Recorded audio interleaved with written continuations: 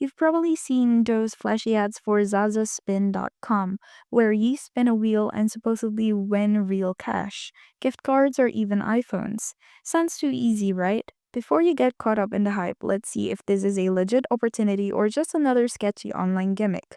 Quick disclaimer, this review is based on publicly available information, personal opinion. Always do your own research before using any money making site, especially ones that promise quick rewards.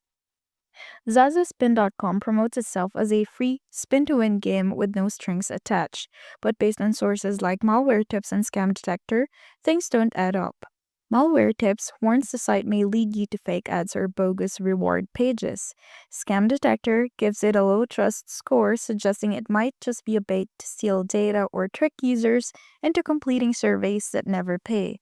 There's also no sign of legit reviews, no Trustpilot page, no verified payout proof, no community chatter on Reddit, and no real information about who's behind the site. Users online say the pattern is always the same. You win, get asked to complete shady tasks, then nothing. No cash, no phone, not even a confirmation, and then giving away your info? That could lead to spam or worse.